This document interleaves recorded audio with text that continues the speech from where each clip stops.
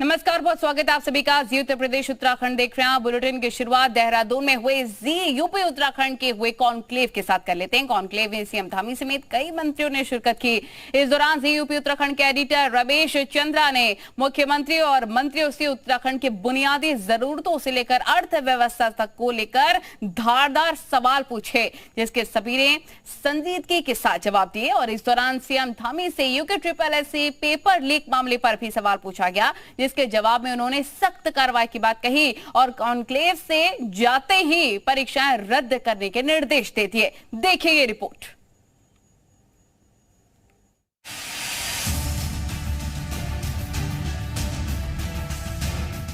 देहरादून में जी उत्तर प्रदेश उत्तराखंड के कॉन्क्लेव की धमक पूरे उत्तराखंड में सुनाई दी। सीएम धामी से जब एडिटर रमेश चंद्रा ने लाखों युवाओं के भविष्य से हो रहे खिलवाड़ और यूके SSSC में घोटाले पर सवाल पूछा, तो सीएम धामी ने न केवल संजीदगी दिखाई बल्कि कड़ा कदम उठाते हुए परीक्षा को ही निरस्त करने के आदेश दे दिए। पेपर लीक मामले की यूथ आहत हुआ, आपने तुरंत कार्रवाई की, कई लोग अरेस्ट किए गए। भविष्य में इस तरह की चीजें न हो, इसके लिए कोई फुल प्रूफ प्लान बनाया है आपने? देखिए, सबसे पहले तो ये है कि आपने बड़ा अच्छा प्रश्न किया और ये नौजवानों से, युवाओं से, हमारे बेरोजगार भाइयों से जुड़ा हुआ, बेटियों से, बेटों से जुड़ा हुआ प्रश्न है और ये मामला बहुत गंभीर है। इसको लेकर जितनी सख्त कार्रवाई हो सकती है, जो लोग भी इसके पीछे हैं, जब तक एक एक को जो है हम लोग सलाखों के पीछे नहीं डाल देंगे, तब तक हम लोग जो है ये जांच को जारी रखेंगे। पहाड़ों को बरसों बाद युवा नेतृत्व और नई सोच वाली सरकार मिली है। ये धामी ही थे जिन्होंने सरकार रिपीट न होने वाला मिथक तोड़ा, बल्कि प्रचंड बहुमत से उत्तराखंड में सरकार भी बनाई।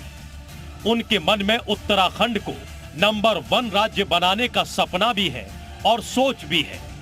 अपनी जरूरत, उनकी जो समस्याएं थी बताई, हमने सभी पर काम कर दिया। और हम जब वो मेरे को धन्यवाद देने आए तो बोले कि आप हमसे क्या अपेक्षा रखते हैं। मैंने कहा मैं आपसे केवल अपेक्षा रखता हूं कि आप आने वाले समय में हमारे ब्रांड एम्बेसडर हैं। आप लोगों को बताइए पूरे देश के अंदर कि उत्तराखंड के अंदर ऐसा माहौल बन रहा है। और पिछले दिनों में देश के विभिन्न कोनों पे जहाँ भी गया तो उद्योग समूह के बहुत सारे लोग मुझसे मिले हैं। उन सभी ने कहा है कि एक एटमॉस्फेयर उत्तराखंड के अंदर बना है, पॉजिटिविटी आई है। बारिश के दिनों में पहाड़ पर बादलों से बर्बादी की बारिश होती है। मॉनसून के दिनों में बादल फटने की खबरें आती हैं, तो कहीं लैंडस्लाइड से रोड ब्लॉक होने की खबर सुर्खियों का सबब बनती है। लेकिन इस बार तस्वीर बदली सी नजर आई। इस बार देहरादून में बारिश से हालात बिगड़े तो मोर्चे पर खुद सीएम धामी नजर आए। इस पर सीएम धामी से जब सवाल पूछा गया तो उन्होंने इसकी वजह भी बताई। मुख्यमंत्री साहब, अभी कुछ दिन पहले एक तस्वीर आपके सामने आई थी। देहरादून और आसपास के इलाकों में आपदा आई थी, बाढ़ की स्थिति थी, काफ़ी कुछ नुकसान हुआ। तो वहाँ एक तस्वीर थी कि आप राहत और बचाव के काम में खुद फ्रंट पर आकर आप ये सब कुछ मॉनिटरिंग कर रहे थे और हेल्प भी कर रहे थे। ये तो आप कर रहे थे। क्या आपको लगता है कि आपका सिस्टम, आपके अफसर भी इतने प्रोएक्टिव हैं? देखिए, सिस्टम की एक हायरार्की होती है और उस हायरार्की में जो सबसे ऊपर होता है, अगर वो स्वयं जीरो ग्राउंड पर आ जाता है, ग्राउंड जीरो पर उतर जाता है, तो मैं समझता हूँ कि सभी लोग करते हैं। जब मैं अच्छा करूँगा तो मेरे साथ के सारे अफसर अच्छा करेंगे, राज्य के लोग अच्छा करेंगे, जनप्रतिनिधि अच्छा करेंगे। उत्तराखंड बीजेपी को नया अध्यक्ष मिल चुका है। अब सीएम और नए अध्यक्ष के सामने 2024 में विराट विजय की चुनौती है।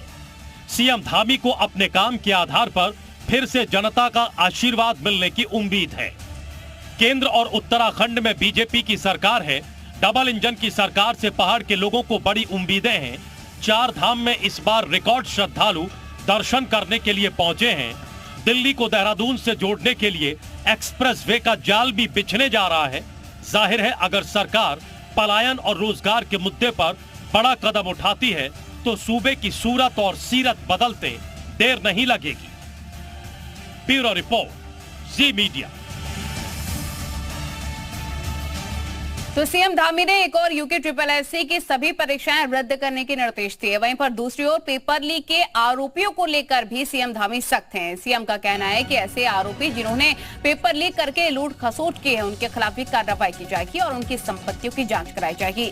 सीएम धामी ने साफ संदेश दिया है, चाहे कोई कितना भी बड़ा अधिकारी क्यों न हो, उसके खिलाफ भी सख्त से सख्त कार्रवाई की जाएगी।